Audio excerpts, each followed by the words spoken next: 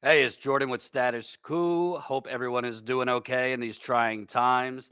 I am coming down with something, so I will be drinking my green tea and possibly whiskey right after. It's usually my elixir. I know everyone is focused on the madness in terms of Donald Trump and his appointments, which reportedly include RFK Jr. Um, this right before we went live. I'm not going to get into that today because we have, I think, a major story to discuss with some great people. We'll get into RFK, Matt Gaetz, and others another day. But for those of you who didn't see, we broke this morning a very important story. Frankly, if we had a sane, normal media system in this country, it would be on front pages. Unfortunately, we don't, so we're going to have to push the media to cover this. But um, we obtained audio of a conversation between a top EPA official who has been on the ground in East Palestine, Ohio, for basically almost 2 years. His name is Mark Durno, and a resident who lives about 6 miles from the derailment slash chemical detonation zone. This resident is up in Pennsylvania, but obviously that plume of toxic chemicals from 21 months ago did not stop at the Pennsylvania border. It went into Pennsylvania and has made a lot of people there sick as well. This conversation, which the EPA official did not know, he was being recorded.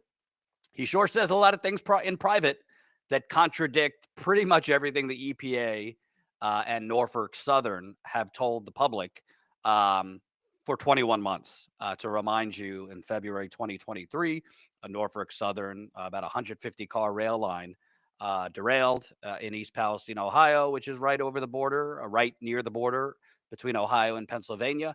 Um, Norfolk Southern, after there was a massive fire that came from this derailment, uh, decided to quote unquote do a controlled burn, which was basically just an open, uncontrolled nuking of Ohio and Pennsylvania.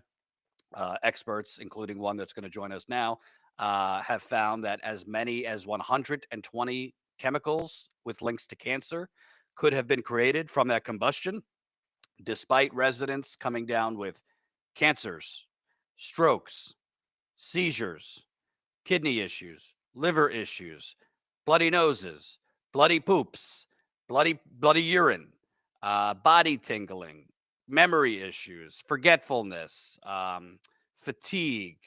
I mean, the list, they have almost 100 symptoms at this point.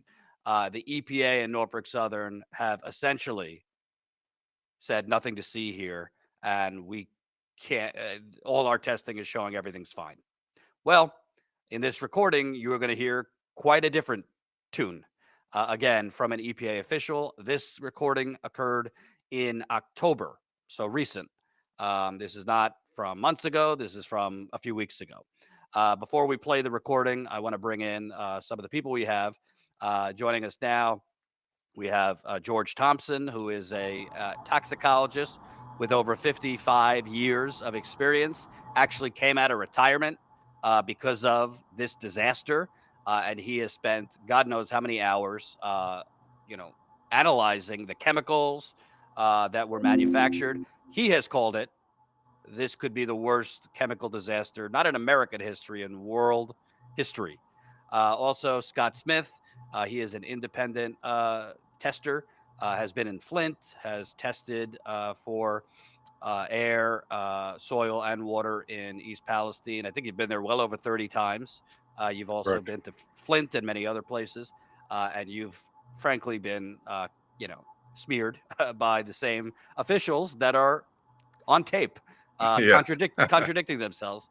Also joining us is Christina. You are a resident in Pennsylvania, right over the border, 6 miles from East Palestine. Don't think it's a secret. You are the voice on the recording we're about to play. You spoke with Mark Durno many times. Mark Durno is a top EPA official, which apparently is going to be leaving East Palestine shortly because he's been promoted. Ask yourself after this recording why he's been promoted. But you spoke with Mark Durno. You spoke with him and other officials many times. You've also been in the creeks showing over the last 21 months sheens of chemicals, the fact that there was still chemical contamination despite what the EPA, Norfolk Southern was stating. I think we're trying to get Leslie on here too. She's with the Government Accountability Project. Do we got your audio this time? I hope so. Awesome. We hear you. So Leslie has been fighting the fight. Government Accountability Project is outside the government, and they have been not only protecting whistleblowers in this story, but trying to get documents and transparency from the government. So I'm going to try to get everybody in here. What I'm going to do is play the audio and just start and stop to get reactions as we go. Simply put, this audio, it's really illuminating to me, and I think most of you have heard it, how casual this EPA official is in saying things that the EPA has said the exact opposite. So let's start. Again, this is Christina and Mark's conversation from October, and I'll just stop it where I want to ask you guys about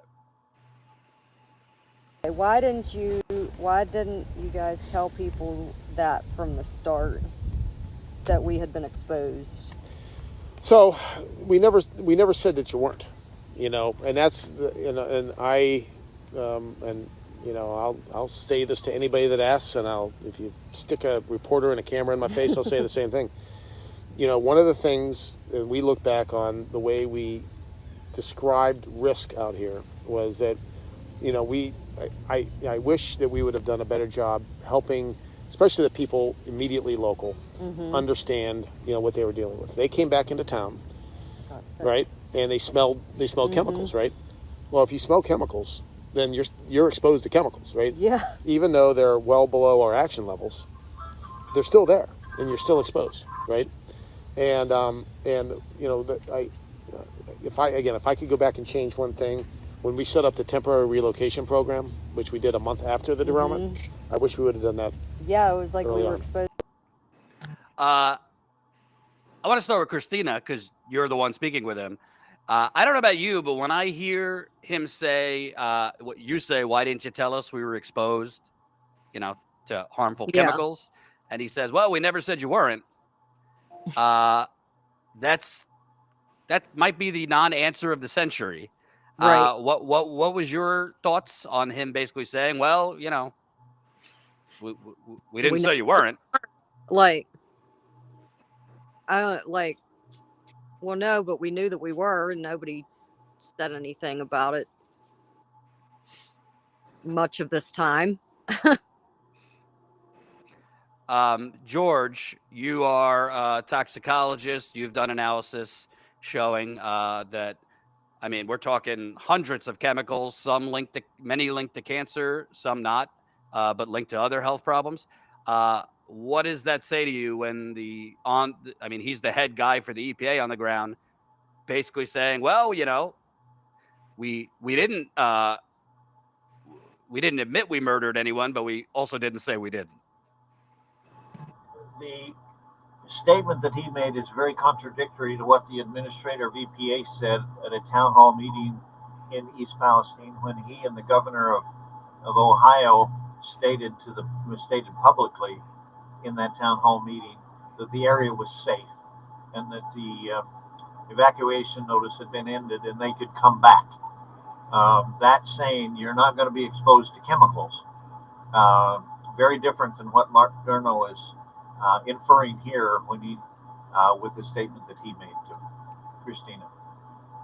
And Scott, you were there on the ground pretty early when he's saying, I wish we would have started the temporary relocation period about earlier, and they started it a month after. So earlier would be basically right away. Aren't you? Is it a leap to infer that if he's saying we should have started it earlier, there was a health reason to start it earlier? Yeah, absolutely. And this is just more of Mark Durno. This just goes to show the incompetence and arrogance across many government agencies. And this same playbook is playing out in Conyers, Georgia right now. where I'm involved in. For those watching Conyers, and Jordan, thank you. You're the only journalist, independent journalist, or anybody in journalism covering this in depth. And Mark Durnow, his day is going to be coming in court. He is going to be held fully accountable. And I promise the world, I'm going to live stream his depositions. And we're going to see how arrogant and condescending. And Mark Durnow can sit there in a room on camera on YouTube Live, and he can defame me to my face. I look forward to that day. So the reason I'm passionate about this is the devastation that Mark Durnow has done in community after community. And I know a lot more about him that's going to be coming out. And I've identified some other whistleblowers in the EPA that have a lot to say about Mr. Durnow. And they're going to be talking to Leslie Pacey. So and then the double speak and the gaslighting it's just reprehensible. I don't even have words to describe just how Mr. Durnow, I don't have the right words. And George, I want to ask you, because we're going to hear it repeatedly throughout this recording, and I've heard it for years from the EPA, but he repeatedly pivots back to, even though the chemicals were under our, quote, action level. And for people that don't know what that means, the EPA sets, quote, action levels, which is essentially just the level that they deem a particular chemical to be too high in terms of humans being exposed to it, where they have to take action. So, in Flint, the lead level is 15 parts per billion, which is their, quote, action level. It's not based on public health. That in Flint, it was based on corrosion control. But why, Christina's not a toxicologist or a scientist to know this, but why, when an EPA official keeps telling residents that, well, even though it's under our action level, isn't that kind of just disingenuous, because their action level is for individual chemicals, meaning you're exposed to one chemical, not being exposed simultaneously to hundreds of chemicals at the same time? That's the misleading part of referring to the action levels, because that's trying to say that we can document that it's, quote, safe, when in fact they have totally ignored the unprecedented nature of this complex stew of chemicals that was simultaneously released by the fires. So there are perhaps 200 chemicals being released at the same time, and many of those chemicals produce the same effect. For example, some of the chemicals that I've identified, some of the cancer-causing chemicals that I've identified, there are perhaps 15 different chemicals that produce lung cancer. And whether one of those chemicals is below the action level or all of them are, but the synergistic effects of those is going to be above an action level, above a toxicity level. And I just heard yesterday in a webinar by the University of California in San Diego that they have documented that the real symptoms that the people in these exposures at East Palestine are suffering are from subcellular components being damaged by chemicals. And they have shown that those damages in the mitochondria, the energy producing elements for each cell, are synergistic. In other words, they are more than additive. So if you have a mitochondria that's affected by a chemical, and another chemical comes into that cell and affects the same mitochondria, it isn't just 2 times as much, it can be 10 times as much. And so the evidence is accumulating now that the real issue here is not the action levels or any one chemical. Lots of communication about vinyl chloride, because that's a known carcinogen, that there were 1 million pounds on that train that they detonated, that they exploded. But it's more than that. It's that vinyl chloride, when it burns, releases a dozen more highly hazardous chemicals. And if any one of those are below the action level, it doesn't mean that they aren't additive or synergistic to other chemicals that are affecting different parts of our bodies um, and compromising the ability to us survive in health. So, translated for dummies, the EPA is using an outdated framework, and they are regulating only based on individual singular chemical exposure rather than a chemical petri dish. Yes, and the thing that surprises me in this context is that we call them the Environmental Protection Agency. And yet all of those explanations, all of the explanations that they forwarded in this unique case have not been to talk about how do we protect the people that are exposed. It's that they haven't been exposed. There's nothing here to worry about. It's not protecting. And yet the independent scientists, like Scott and myself and the people at San Diego and many other independent scientists, are saying these people are in serious dangers of having shorter lifespans. And Leslie, I know you're not a scientist or anything, but you've been working with whistleblowers. You've been trying to get documents from the EPA. I don't know about you. I mean, I'm not a chemist, but I'm an expert in bullshit. When I hear him say, Christina said, why didn't you tell us from the beginning we were exposed to potentially harmful chemicals? And he says, well, we never said you weren't. I mean, that just, to me, what does that say to you? Look, we know they've been disingenuous. The EPA has been disingenuous from the beginning. They had a narrative they were following from the very beginning of this disaster. And another thing we're not talking about is that they didn't collect data, air quality data for these residents in that first week. It was such a scant testing data. They did not send their aspect airplane out until after the plume. They knew they were going to create dioxins and phosgene. They knew they and were. that aspect airplane, for people that don't know, is state of the art. That's supposed to go out for these very circumstances to test for chemicals. Right. And they have a special chemical sensing technology. This is the EPA's airplane. They're supposed to send it out for emergencies within a few hours, and it took them 5 days to get there. Then they turned the chemical sensors off over the contaminated creeks. And this is something that came out in May with one of our whistleblowers, Robert Crowdell. So we dug deeper into all of that, and we really took a look at what they were doing the first week of the derailment. And there was really almost no ground monitoring. They increased it a little bit after that. So when he speaks about, when Mark Durno speaks about these levels being actionable levels, they're not really even collecting the data they should be collecting. And the actionable levels is just, it's like word gymnastics, right?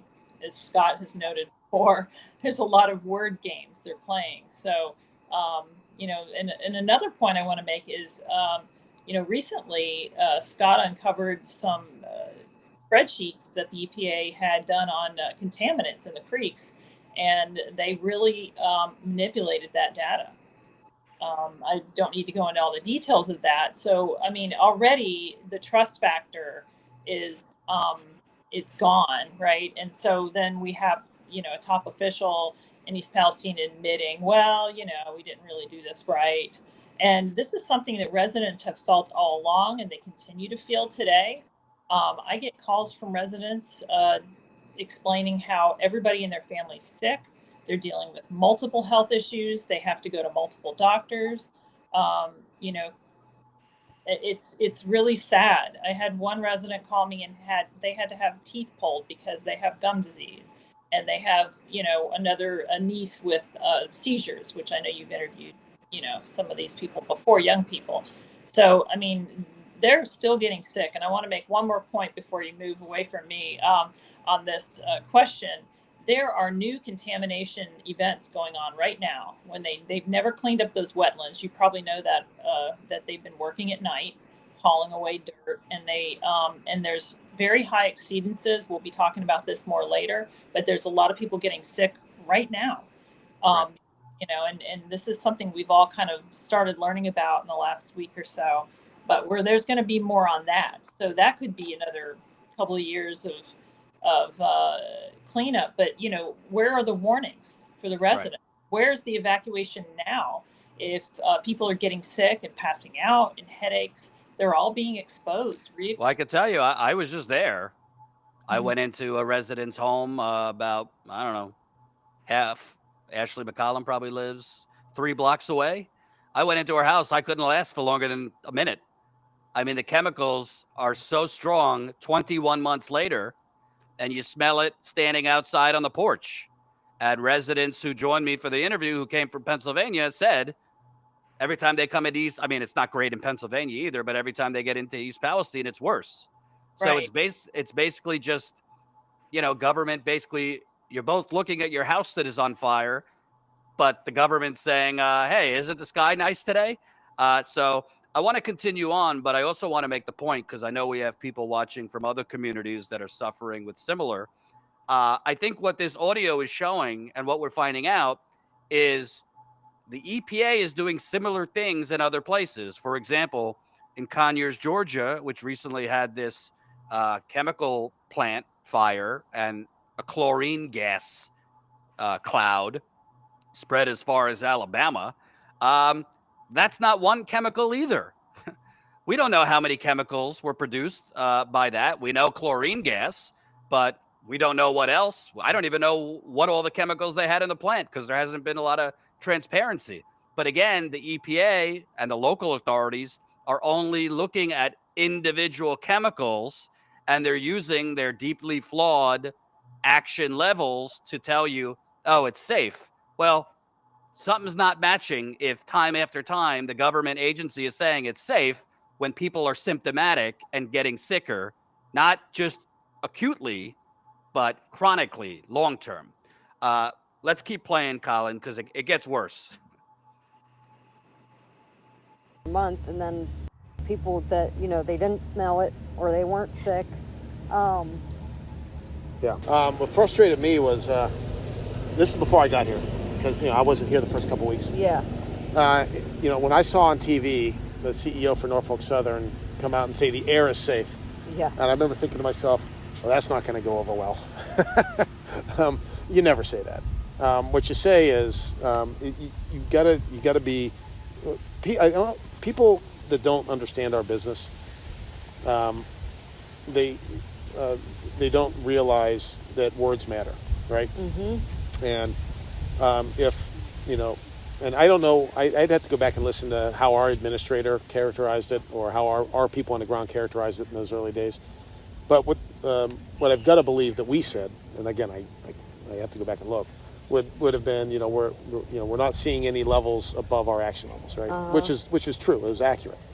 But the second piece to that is, I wish the whole of the responding community, us, local government, state government, Norfolk Southern, everybody would have said, listen, guys, if you're not comfortable coming home yet, don't come home. It's still, Yeah. these acrylate compounds That's how I stink. think They stink to high heaven, even though we're not told seeing them people. above our action levels. It still smells here. Yeah. And, you may be sensitive to those, those low-level chemicals or those odors, and Okay, there's a lot to unpack there.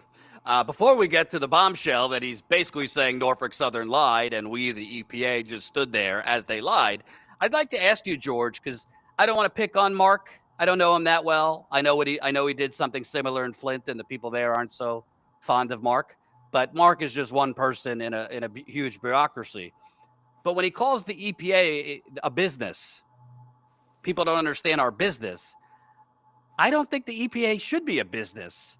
I don't know if he means a money-making thing or some type of public-private partnership, but the EPA is supposed to be an environmental protection agency for the public, and he says people don't understand our business. Did that strike you? Well, I said before, my concern is that they're not protecting anybody. They're actually causing more damage than was necessary. If they'd taken a prudent approach and have the local people for miles around evacuate, that would have been the business of protection. But they didn't do that. And within days, and the reason I came out of retirement to study this as a toxicologist is when the EPA administrator himself, not just Norfolk Southern, but EPA came out and said, this is safe. And the governor of Ohio had a drink of their water and said, see, I'll show you this is safe. I have confidence in our scientists. But that event occurred so quickly after the derailment and fires that there wasn't time for them to generate data to underscore the statements they were making. They were making those statements with no data. And I didn't know for sure whether they had data or not, so that's why I started my own toxicology hazard assessments.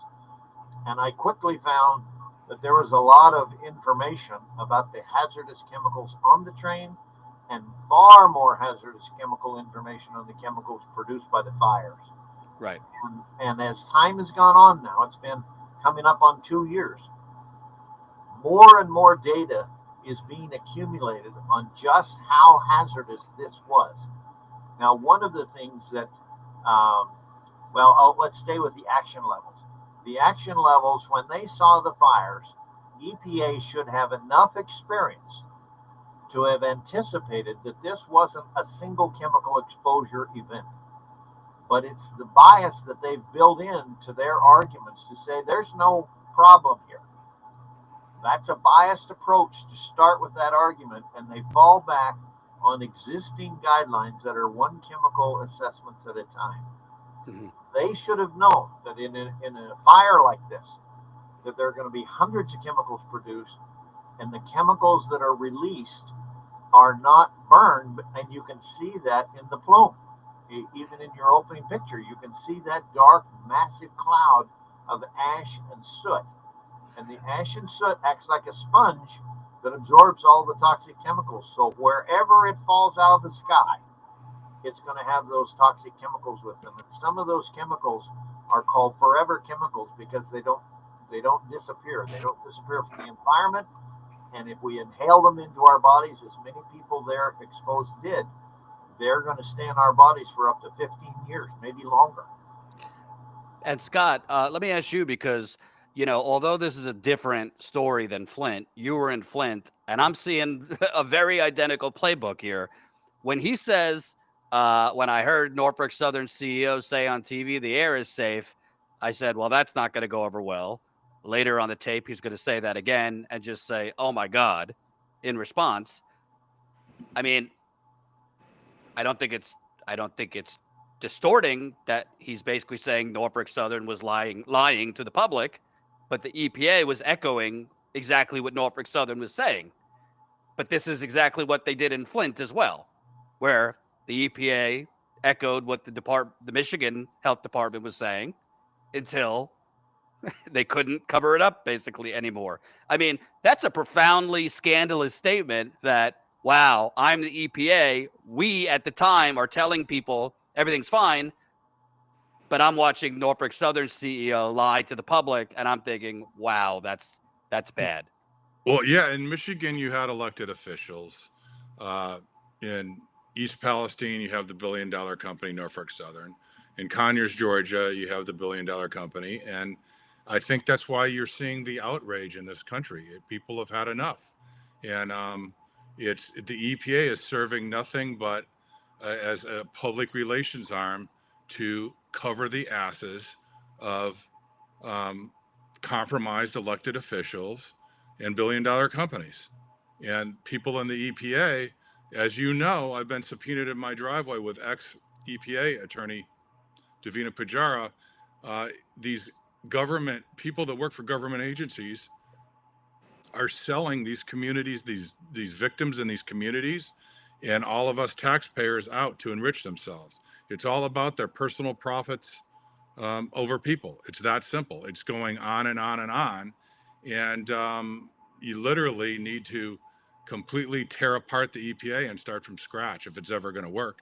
And to put it into context, you got 17,000 employees and a $12 billion budget. Where is in that money? I won't even get started on where a lot of that money is going. Grants to nonprofits like Mom's Clean Air Force to shut down the free speech and the people in East Palestine. It goes on and on and on. And Christina, did I miss something? Because Mark Durno was on the ground in East Palestine. To his credit, he met with residents. He did, events. I have never heard him speak this way in public. He never said in public that I'm aware of, wow, when I heard Alan Shaw, the Norfolk Southern CEO, go on TV and say everything's dandy, everything's fine, I basically said, holy shit. I mean, he didn't say that to you, but I'm paraphrasing. That's basically what he's saying. Like, I couldn't believe he said that. If he felt that way privately, and he is not the janitor at the EPA, no offense to janitors, he was their go-to guy on the ground responding to this. He was the liaison for the EPA to the community. Isn't it on the EPA then to publicly say, well, we got to disagree with Norfolk Southern here. There's still a lot that we need to look at, and we can't say for certain it's safe, and residents need to exercise caution. Yeah, I think that they had a responsibility to say something for us, and instead it seemed like they spoke up for the corporation instead. I've talked to Mark about that since then, and had said about how they're a agency that's meant to service us, and they're public servants. So they should be giving us the truth about what is going on with us. Right. And I think that with this, it's sort of like the first time that somebody from their agency has actually said that Right. things wrong. And why I think this is so important, I don't want to get too in the weeds because we've already done a show on this, many shows, but there was a pretty hefty settlement, I don't think high enough, between Norfolk Southern and the EPA. It's caused, some divisions on the ground in East Palestine and Pennsylvania. Some residents think we shouldn't have had that settlement so quickly. It sounds like a lot, 600 million, but almost 200 million are going to the lawyers. So then you're really talking 400 million. And I don't even think they did the radius right of how far they did 20 miles. I think this could be hundreds of miles, if not more than that, of people affected. They're not giving you universal health care. I mean, we've gone through this, but how do you have a settlement between Norfolk Southern and the EPA when the EPA's go-to guy is on tape saying, yeah, Norfolk Southern lied to the people and we kind of went along with it? I mean, how do you trust? I mean, they would dispute that that's what he said. And just to be fair, because I do actually think Norfolk Southern might be watching, because this was the first story that Norfolk Southern actually responded to me, which tells you they were a little worried. But Norfolk Southern's response to me was to argue semantics. And I quote, they told me, I do not hear Durno stating that Norfolk Southern lied to the public. So they went to, well, he didn't literally said we lie. Well, you listen to the tape and you tell me what he meant by when I heard the CEO of Norfolk Southern tell the residents it was safe. I said, well, that's not going to go over well. You never say that. And he later said, oh my God, in response. Might have not said you lied. It's pretty close. But that's Norfolk Southern's response, which I'm sure is whatever their lawyers told them. But I want to bring this down because we have a lot of new viewers, because we're talking and we're responding to the tape. But when I say people are sick, what I mean is not one person, not two people. You're talking potentially hundreds, if not thousands of people are sick in this area with a laundry list of health problems that is being completely ignored by the mainstream media, by most independent media. I won't get into who, but I had an exchange today with a reporter from a mainstream media outlet who they confirmed a previous story I did exposing that the EPA hid from the public that they had detected vinyl chloride. They confirmed I was right. We're talking one of the biggest media outlets in the country, yet they didn't do a story on it. This reporter responded to me, oh yeah, we mentioned that. We mentioned that in a story. So I responded, with all due respect, we're talking about sick people across 2 states. And if this is not like a minor thing. This is a major thing that the government agency that has been saying we're not detecting this toxic cancerous chemical did detect that toxic cancerous chemical and hit it. That's not like a minor bullet to just passively mention at the bottom of a story. That's something you need to put on the front page. I don't know if they're going to cover this. I doubt it, because for some reason, the mainstream media, I don't know if it has to do with Norfolk Southern and pressure they're getting from the billion-dollar railroad company. I don't know if it's pressure they're getting from the EPA, but it's like out of sight, out of mind. And other than the initial explosion, they don't seem to be able to keep their attention wrapped around that people have cancer in this area. People are having strokes, seizures. Colin, let's just play one or two of those clips, and then we'll get back to this. We have the derailment and detonation in February. Then you go back for another scan soon after that? April of that year. That's when he fell. And he thought he had broke a rib. Yeah. And All people fall. showed You know? nothing. Showed nothing 2 months after the derailment detonation. And then you started feeling not so good? I noticed a lump when I was taking a shower. The first time, it was on the right side. The first time I blew it off, I thought, yes. But my next shower, it got bigger fairly quickly. And I said, no, this is not right. So I went downstairs and told my wife, I said, would you take a look at this and tell me what you think? She said, yeah, I think you need to go to the doctor. And I did. Yeah. And I did. I went to our family doctor.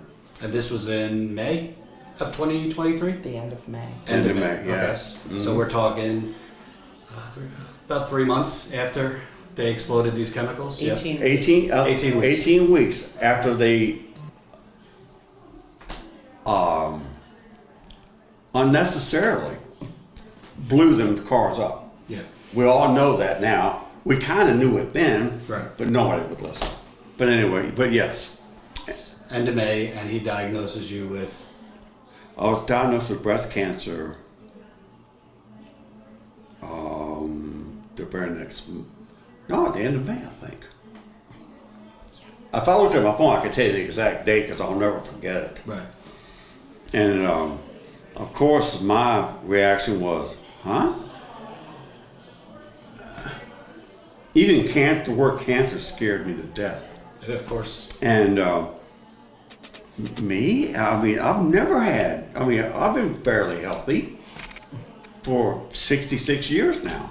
And it's also pretty unusual in men. Yes, it's very rare in men. I mean, I looked up the statistics. I think the American Cancer Society had it at 1 out of 833 men. Wow. 1. And I was one of them. So that's just one. You might say, well, Jordan, that's one man and blah, blah, blah. Listen, I'm not a doctor. Obviously, we can't definitively say cause and effect. I do know he got a scan 2 months before this, and he was clean. And then 18 weeks later, he's got double breast cancer and had to get a double mastectomy. And there's other people coming down with cancer, too. Now, technically, anyone can get cancer, but people are mysteriously getting rare forms of cancer that they don't have any family history for. There's been other people with seizures, strokes. I just had an alarming encounter, Colin, I don't know if you have this clip, where we're finding out young children are entering puberty very prematurely, including girls as young as 7 or 8 having their menstrual cycles. Colin, if you have that. But still, we have to make it work with the mistakes that they did, and no one's willing to test in my home. I have to do it myself. My house has formaldehyde above the allowed limits to live in, vinyl chloride inside and outside, and we're still waiting on anything to happen. People are still getting sick. We have kids that are going through puberty issues with hormones. They're getting acne at age 6. And the puberty issues are coming years before puberty would normally start. I'm not a doctor. Keep that straight. I'm not a doctor. I've talked to people. I do know from having a family member that did go through early puberty. Now, it it is very uncommon for a whole town and surrounding areas to have kids around the age 6, 7, and 8 to have hormones to produce puberty. I suffered through severe heart failure. My wife has high blood pressure. My one stepdaughter gets nosebleeds. And my 8-year-old, she's 9 now, but my 8-year-old daughter is one of the ones that Ashley was just talking about with going through puberty at 8 years old. Were you and your wife and your kids having these issues before the derailment detonation? Absolutely not. We were perfectly fine. Since this has happened, I've been unable to work. Like I said, my wife, she had like stroke level high blood pressure. My heart, it grew to double the size. And my ejection fraction went down to 16%. To get too personal, but you mentioned your 8-year-old daughter is now developing puberty in terms of her a cycle, or? She's had multiple. We actually just went to a doctor about a month ago or so. She actually had got an injection. She has to get every 3 months for a while just to pause it. So, George, obviously, you are the young age of 80-something. And you came out of retirement not for fun, but because you see this as possibly one of the worst chemical disasters known to man. And what is amazing to me is in this tape, he repeatedly keeps talking about, according to our action levels, essentially, there was low risk, but the proof is in the residents. I mean, they're having a long laundry list of symptoms from older folks to younger folks, and they are being told, well, according to our regulations, there's nothing to see here. What do your response to those clips? Well, I've seen a list that's been compiled by one of the residents there living in East Palestine originally, of 95 different symptoms. And I know that has continued to grow since then. And as I analyze the list of symptoms, they affect a wide variety of organ systems in the body. Lots of them related to the brain, emotional kinds of things, anxiety, depression, lots of neurologic effects, but their body effects as well, reproductive effects. Cardiovascular, you heard that the man there with the beard on, Chris Albright, and these are all accumulated we're not even 2 years into this. And these symptoms, the 95 symptoms that I saw, were within the first 6 months. And yet the people are continuing to deteriorate. And the people that are supposed to be protecting the community are all saying that there's nothing here to worry about. Everything's safe because it's all below these action levels. And nobody has officially acknowledged that those action levels do not apply to a massive, simultaneous, multiple chemical release. And the thing to remember is that this release went into the air, which means that you were inhaling it. It's the fastest way to get chemicals into your body and into the organ system because it goes into the lungs and right into the bloodstream and starts getting distributed immediately. If you eat it or you're exposed through the skin, then there's a delay and reduced exposure. But when you inhale it, it's coming straight in. And I talked to one fellow just a week ago that when they detonated the vinyl chloride on the 6th of February, the plume went in the air and plateaued at about 3,000 feet. But he lives in an elevated area near East Palestine, and the plume came directly to the ground where he was. So he was that high up.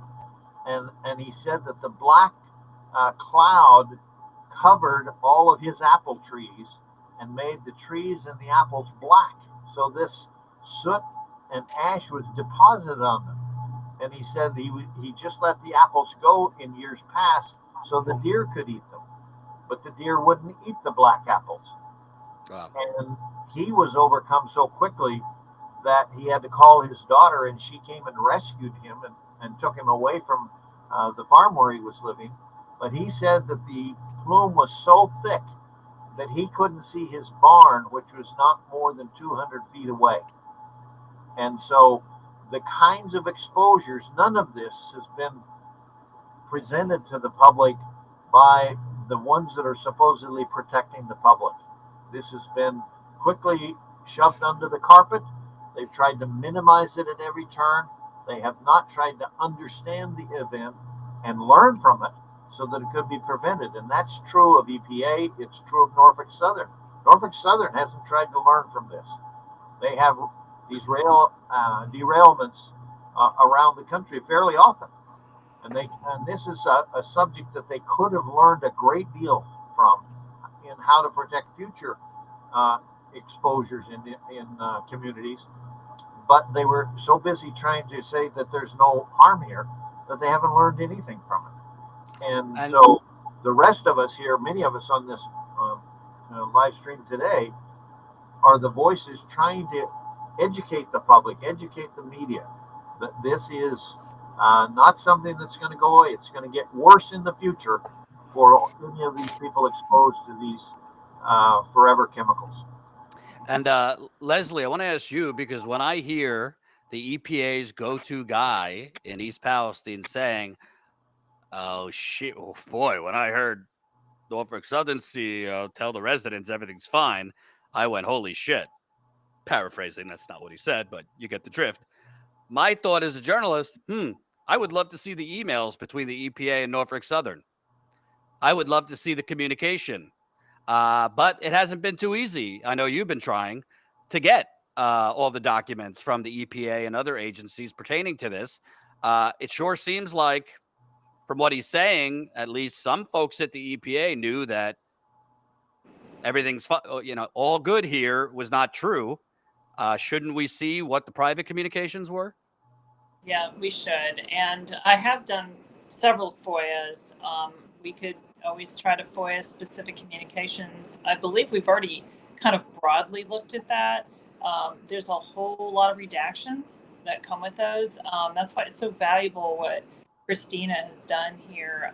She's really a hero to her community because she's gone out and really exposed herself to these chemicals day in and day out and tried to get answers. And now putting out this recording is so important to, it's unfortunate, right, that we have to be the ones that say, look, this wasn't done correctly, but it's a playbook. And without whistleblowers like Scott and Christina and good news agencies like yourself, Jordan, we'll never get the real story out. And but yes, we have trouble with our FOIAs. We have trouble. We're currently been waiting almost a year for our FEMA FOIA to come back. They're saying it's number 10 in the queue right now after all this time. So we're actually talking to a law firm that we use to possibly sue FEMA. They don't hurry up with this because, we're asking for all the information about the unmet needs in the community, which was supposed to be on the president's desk, I think, in December. Right. Still nothing from Jim FEMA. So, these people don't have the time to stay there. They need the money to get out now, and they can't do it because if you had a home that was paid for or not, no one's going to want to move into your house. I mean, I don't know how people can pick up everything and go. It's hard, but they're going to have to, and we need to help them get there. I would like to make one more point before I forget. The point about these lawsuits going so quickly. You had mentioned the $600 million civil or class action lawsuit, and then there's the $300 million federal lawsuit with the EPA against Norfolk Southern. That also appears to be rushed through. They are really, the Department of Justice ignored all the public comments that came forward. And I mean, they addressed them, but they just kind of said, regardless of all this, we think this is a fair, reasonable, adequate settlement. And they really used, Norfolk Southern used EPA's declarations from Mark Durno and Ralph Dolhoff, the other on-scene coordinator that was here in the very beginning as the reason why, they said based on the information we have, on the environment, everything's fine. I think this new information I'm going to be using it to help challenge the Department of Justice's assertions that everything is fine. Every day we get more studies out that show, there was intrusion into people's homes with these chemicals, more and more information from independent sources. And so to have something to close the book on this so quickly and let Norfolk off the hook, it just seems ridiculous. And Christina, before we play more of the tape, I think you're probably uncomfortable with credit, but I want to ask you, you're not like a dishonest person. So I'm sure this is not something you want to be doing, like having to record the EPA official and pass it to the media. You've tried doing it the right way, which is continually meeting with these EPA officials, continually asking them questions, continually asking for clarification, continually asking for more transparency. And you were basically being fed the same answers over and over again that don't add up. So do you kind of feel like you don't really have a choice but to, you're within your legal right to do it, to record him in Ohio. But do you feel like you were running out of options basically because the EPA has not been honest? I think that there was a lot of people that weren't getting answers. And so, like, start talking to people more and, like, try to understand each other more, and you might get more answers. And it wasn't just with the EPA, like, trying to get answers like you were saying, too. Like, I even had one of my own representatives say, well, since you're because of this certain group, we're not going to meet with you anymore. And so what representation do you even have? That's our local representatives here. Right. Unbelievable. I want to play more of this clip because I think the more he talks, the more questions that need to be asked about this $600 million settlement. Let's play some more of the audio. Why didn't you? Why? Pounds stink. They stink to high heaven, even though we're not seeing them above our action levels. It still smells here, and you may be sensitive to those, those low level chemicals or those odors, and that would have been the right way to do it. Apparently, what they didn't do it that way. And again, the only thing I saw, I still remember the day I was watching the television. The air is safe. I'm like, oh my god. When you talk about, the research that Dr. Ghulam's doing about multiple exposures to low-level contaminants. Early research shows that is a real phenomenon, right? But the research hasn't advanced enough to know whether or not, to give us the, give us the regulatory power to take action, right? Because there's too many scientific uncertainties. Yeah, and I also don't understand that because there's like no scientific reason for us to be sick, like because of data or whatever, then why let us stay here? Well, why make us stay here? I would say that a different way. No, I would say that a different way. There's, you had an exposure, right? Mm-hmm. But you really don't know what that exposure was, right? Nobody knows what happened on your property at the time that you were there, right? And the other thing we don't know is what caused your, ailments, right? Was it derailment related? We weren't sick before. That's what you said, right? Exactly. So, but again, you need to be able to. There needs to be a validated link, right? Yeah. And we just don't have it. Right. So to me, this is one of the most damning things he said because it directly contradicts, Scott, what the basis was for this $600 million settlement. The research he's talking about is ongoing research being done by Dr. Beatrice Colomb and some others on the long-term health risks of multiple humans being exposed to multiple chemicals simultaneously. Yeah, and Jordan, we've been talking about this for a year and a half, mixtures of chemicals. So it's mind-boggling to me when you hear it coming right out of Mark. If Mark Durno would just have talked when I was still meeting with him, he knew all this stuff. He could have admitted it then. And there's also Beecher Scullum, there's Dr. Claudia Miller, there's Dr. George Thompson. I mean, these mixtures of chemicals and synergistic toxicity, it's all what we've been talking about.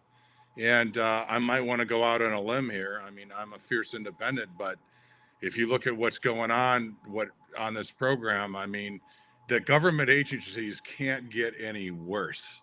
So shaking them up and Robert F. Kennedy Jr. becoming Health and Human Services, it can't get worse. We're already. Well, I would disagree with that. I would disagree with that on him, but I get your point. What I would want to point out.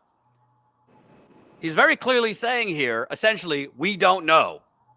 That's what I'm hearing. We don't know for sure the long-term health effects. But this settlement, $600 million, one of the bases of the settlement was they put forth an expert who worked for Dow Chemical, Enbridge, Exxon, and a couple other chemical companies. He, as far as I know, was never in East Palestine. And the only data he looked at was the EPA's data, which is basically Norfolk Southern's data. And he said, I don't know based on what science, his prediction was there would be as low as a 1%. What 1%? In Jordan, I want to reference the sworn declaration under oath. Stephen Petty and I are the only ones that I'm aware of that put it all out there. I've got 629 pages of exhibits that shows the EPA's manipulation and deception and how they're altering data to declare non-detects when chemicals are present. It's all right there. And then the class action attorneys, they had about 200 million reasons why say, oh, nothing to see here all of a sudden, just like the EPA is talking about. Right. So it's all out there. It's in plain sight. And George, I want to ask you, because I think what we just heard him say goes to what we've been talking about. He's saying that the EPA, based on its current regulatory framework, they need basically a straight line. They need to be able to show chemical A caused illness B. But in a situation like this, there is no straight line because you have so many chemicals and people being exposed to so many chemicals at once. So there is, as far as I know, there's no way to prove that, hey, your seizures are coming from this chemical, because it's not just one chemical that was produced from this. I think that the sad part to me is that the agency and, frankly, Norfolk Southern as a sophisticated, highly profitable company are not current in their science. And as Scott just mentioned, there are lots of scientists that have shown that chemical mixtures can produce effects at very low levels. And Mark's even talked about that in this recording. But what he's saying is that the knowledge of how these low-level chemicals can cause long-term serious problems in people's health hasn't been incorporated at the EPA or in government agencies. And that's their fault. They haven't kept current. And they certainly haven't listened to the independent people that have been trying to talk to them and educate them to that fact. And so the concern in this particular case that I have is that the government as a whole has abandoned the exposure community, whether it's East Palestine or much broader than that, which some of the data indicates. It could cover 16 states. They've abandoned the whole concept when President Biden determined that he was not going to classify this as a major disaster area. If he had made that simple decision by one person in the government, then multiple agencies would then have sent people in to study this. And as Leslie has indicated, when FEMA sent somebody in there to evaluate it in the beginning, they were supposed to generate a report as to what their observations were. and unless Leslie has more current data, the last I heard from her is that FEMA hadn't released that report, and we're coming up on 2 years now. But And I want to really drill down on this one part because I think it's important. He's saying that the research that's being conducted into multiple chemical exposure, which this is, multiple, I mean, you're talking hundreds. He says this is a real phenomenon, and he says there's too many scientific uncertainties. Basically, there's too many scientific unknowns. Well, you don't need to be a toxicologist. You don't need to be a chemist. If you're not sure, isn't the correct government response out of an abundance of caution to move people that would like to be moved? Absolutely would be, but he's also not thinking. And you used one example, I think, of seizures. Now, his statement was that with all of the mixtures that were released, we can't figure out which chemical caused your seizures. I can give him a list of chemicals that cause seizures.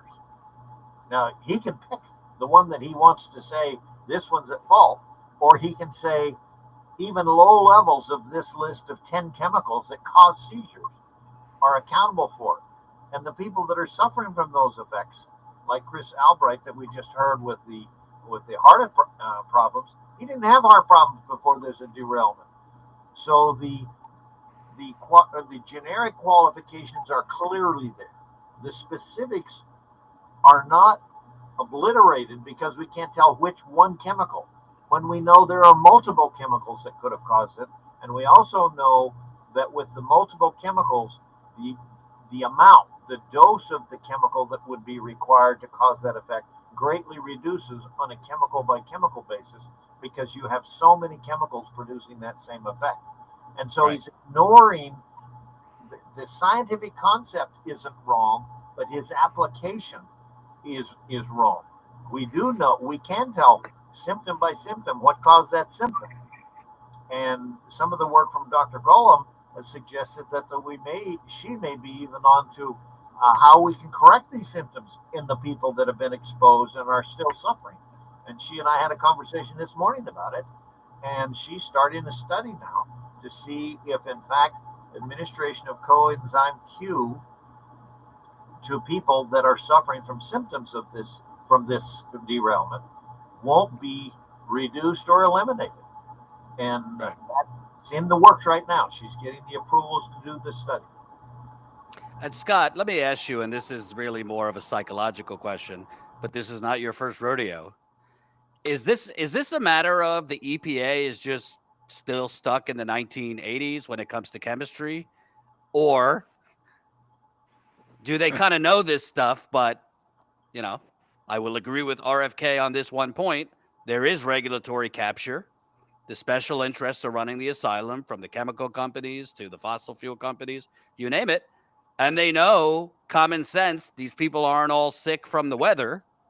And they know that it can't just be a few chemicals that were produced here, but they're kind of just, you know, looking the other way. Well, here's what I know from the conference calls I had. The ATSDR and the CDC are complicit in this with the EPA.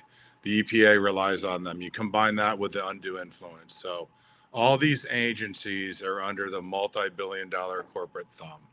And it also goes to your elected officials. They act like they want to listen to you, but they're not. They haven't been listening. And in Ohio, this has nothing to do with political parties.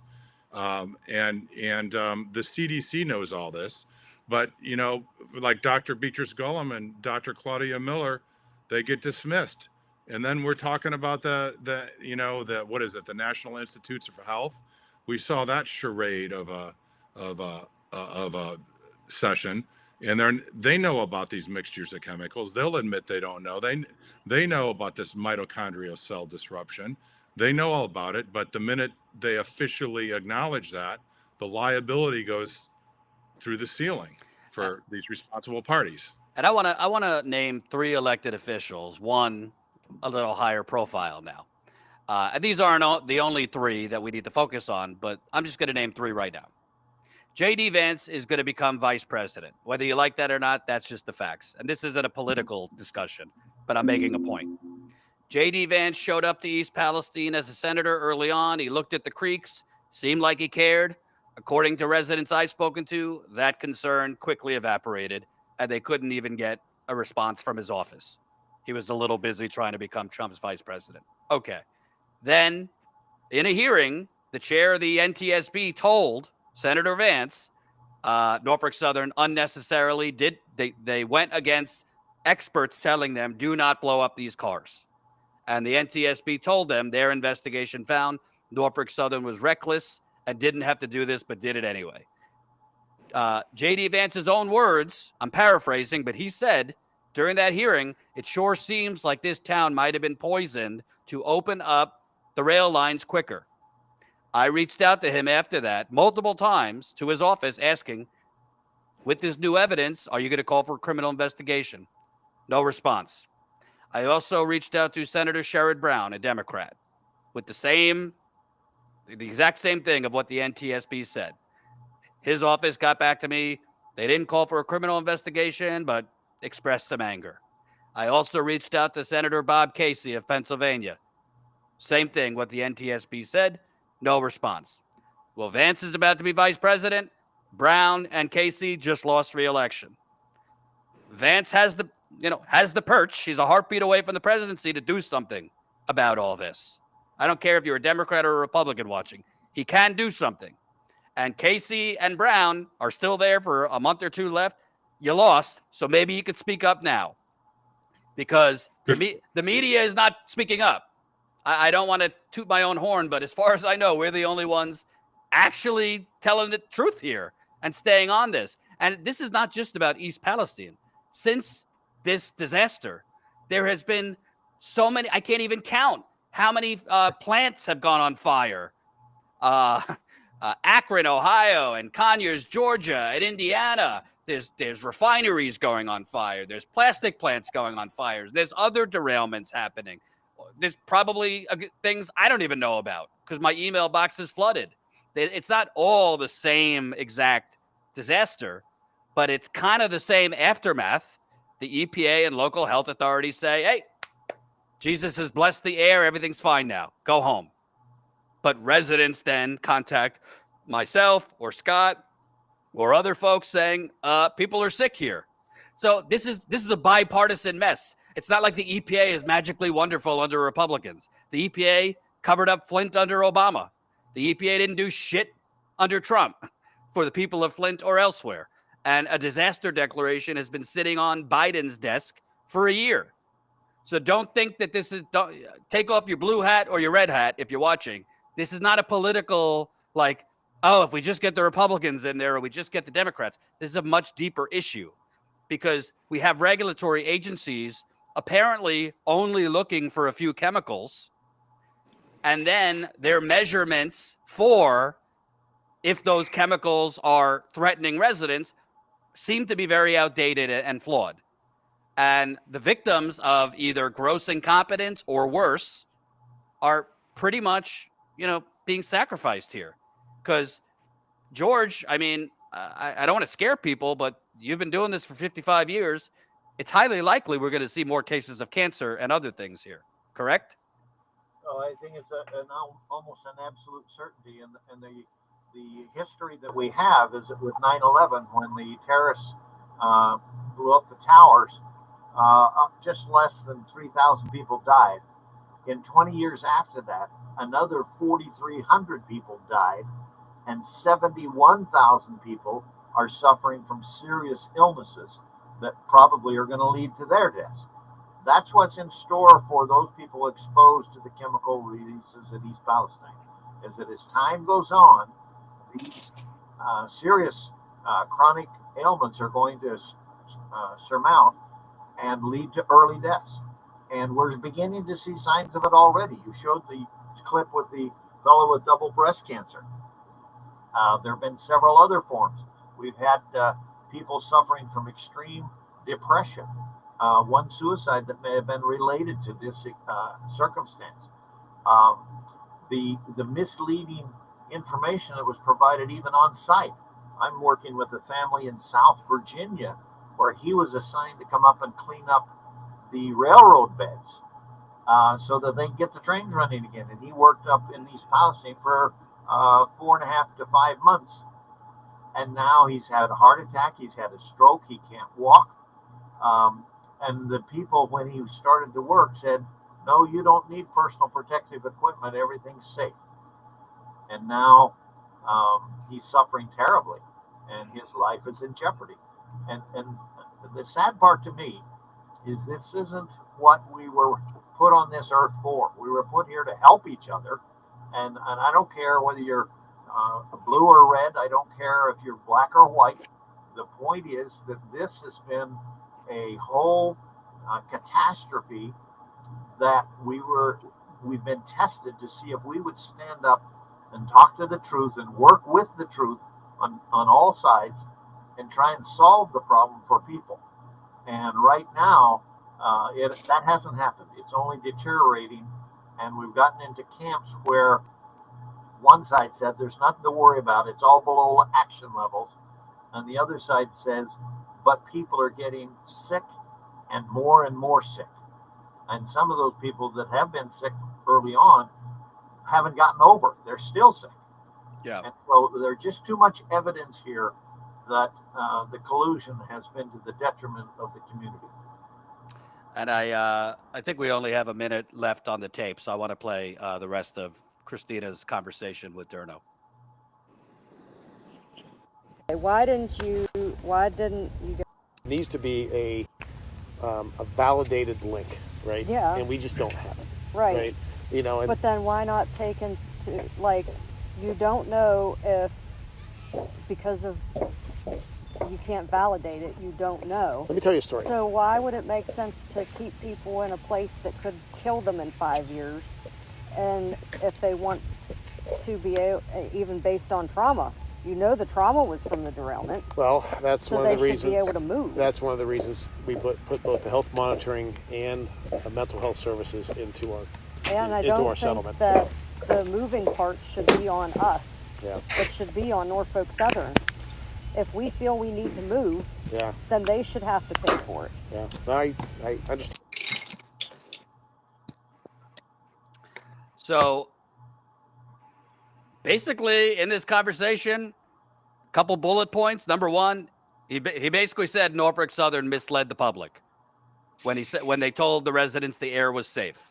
And to be clear, it's not just Norfolk Southern, because the media just lazily regurgitated what Norfolk Southern and the EPA told the public. So most people are busy. Most people aren't chemists, and they just trust the media or their government to tell them the truth. And that's why they go back with their kids, because the government and the media are telling them everything's fine. Secondly, he told her that in retrospect, we should have temporarily relocated residents right away, not a month later. Well, why would you have to relocate them earlier unless there was a more urgent health problem? Third, he's saying that the EPA failed to properly advise the residents of the risks to these, quote, low-level chemicals, which we've already established. These are not such low-level chemicals. And it's not just one chemical, it's a petri dish. Fourth, he's openly saying that the ongoing research being done about residents being exposed to a chemical bomb of potentially hundreds of chemicals is valid, and there's too many uncertainties in terms of the long-term risk, which right there, ding, ding, ding, people, if you want to stay there, that's your prerogative. Live and let live. But for those that want to leave, and I would say probably more want to leave than stay, if they didn't have to pay for it, they'd want to leave. Well, I'm pretty sure Mark Durno, who has children, I'm pretty sure if he was in this circumstance and he was sick and his young daughter was having premature menstrual cycles and his wife was sick and this and that, he would be a little annoyed with the government telling him, well, sorry, everything's fine. Your closing thoughts, Scott, because frankly, I'm sure there's more that's going to come out. I am pretty sure there's more that's going to come out, whether it's from me or other people. But I think we also need to establish here, listen, we do not want, and this is to everyone watching right now, we don't want another period like 2017 to 2020 where everything else gets buried in the 24/7 Trump circus. I don't care if you like Trump or hate Trump or love him, but we know the media seems to have a problem where they can't cover anything but Donald Trump. This is very important. This is a life or death matter for thousands of people. It might not be death right away, but it could be death in 2 years. It could be death in 4 years. So we need to get the media to give a damn about this. This is not to get on my soapbox, but I've been there a few times. I was just there. It's very evident that this is not a safe place to be in East Palestine and nearby Pennsylvania.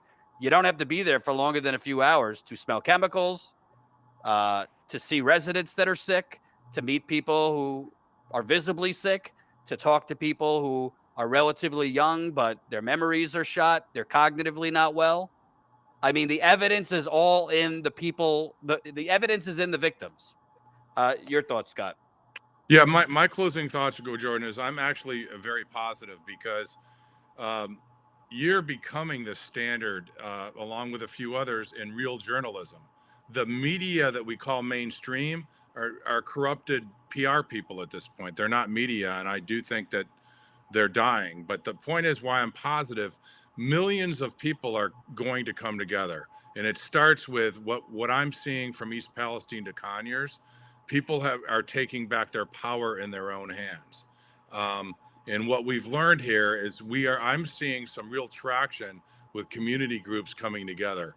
And that's the only way we're going to be able to move forward, with whistleblowers working with independent journalists like yourself and Government Accountability Project. And I want to say, because I know a lot of people from Conyers are probably watching this, and I know Christina and Chrissy and so many others from East Palestine, get into that courtroom and start representing yourselves and demand a meeting with the judge and listen to the people from East Palestine, because you can stop the corruption. The corruption's so bad from these class action attorneys putting their profits over people to their interconnected network with the EPA. But the bottom line is the truth is going to come out. We got to stay on this. There's a lot more I'm aware of that I can't get into the details, Jordan, but you will be the first to know. It's people need to keep their chin up, because we collectively as the citizens are going to win this war.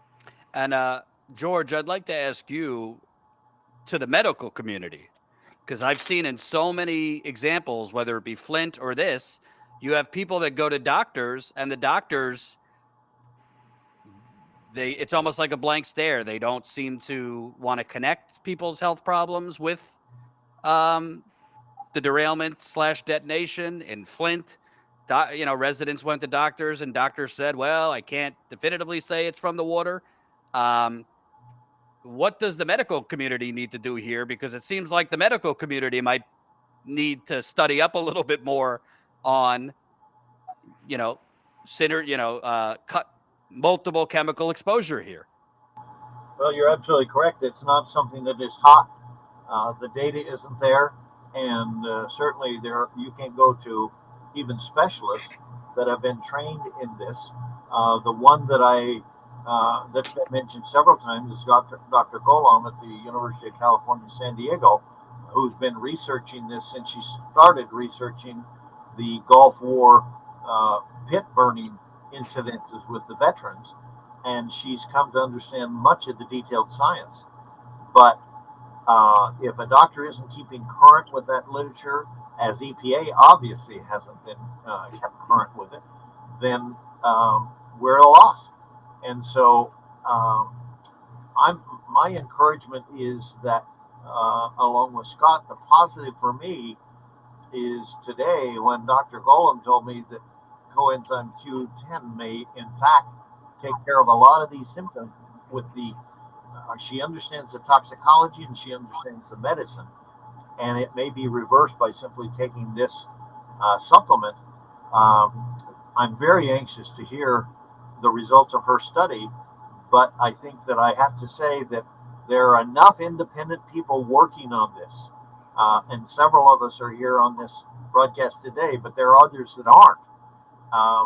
That the future is looking bright, and I'm hoping that lessons learned from this can get incorporated into regulations and laws written that place increased requirements on the railroad industry, for example, and that we rapidly disseminate the best science available. And so I would only encourage you, Jordan, that a live stream with Dr. Golem would be very meaningful to try and educate the medical community. Yeah, I agree. I'll look into that. Leslie, I want to point out that Christina, we got two whistleblowers on here. Scott, Christina, who was courageous to provide this audio to me. But you're looking for more people to speak out. So how could people, if they know more about both Norfolk Southern and the EPA and what they have done or not done, or hid in this disaster, how can people reach out to Government Accountability Project, and obviously, would they be protected? Of course.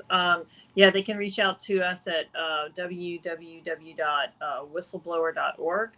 There's a form, an intake form at the main page. It takes a couple minutes to fill out, and they'll contact you back. And yes, if we able to, we'll talk to you. But if we're able to accept you as a whistleblower, we can then provide legal services. So that we explain your rights to you, we help coach you, we work with you in the media, things like that. So, and also you can come to us anonymously. As I've mentioned before, there's plenty of people that want to do the right thing, but they're scared of losing their job, or they're scared of retaliation.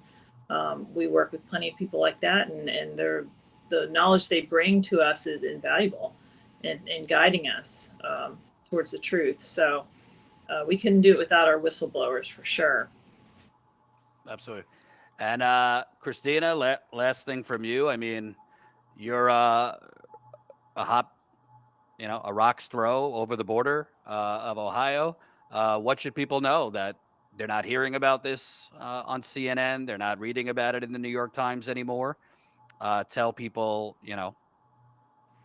this is still very much a disaster from everything I can tell. Yeah, we just keep finding out more as time goes on.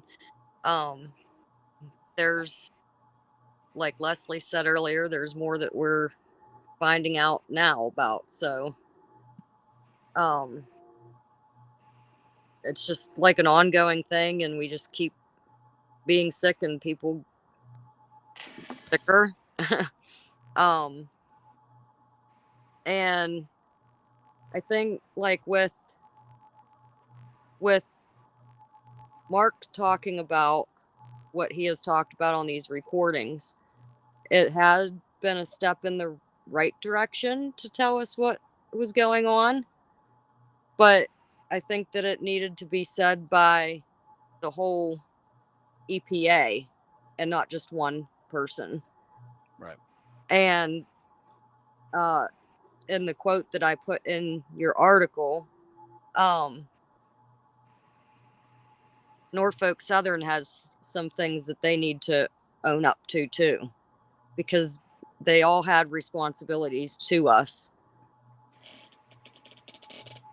And to be clear, the EPA did not respond when I reached out on this. So if the EPA doesn't respond and Norfolk Southern gives me a semantic salad, they're doing so because they don't expect the rest of the media to care, which the rest of the media probably won't care right now, but that doesn't mean we stop trying. The rest of the media, it would take a lot longer to evaluate what the hell's going through their minds, because this should be kind of front page, not because I did it, but because all you got to do is listen to the tape. It's completely the polar opposite of everything that has been said in the public for 21 months, which translated means the government is lying at the behest of a multi-billion-dollar railroad company. So we will stay on it. Thank you all for joining me. Thank you.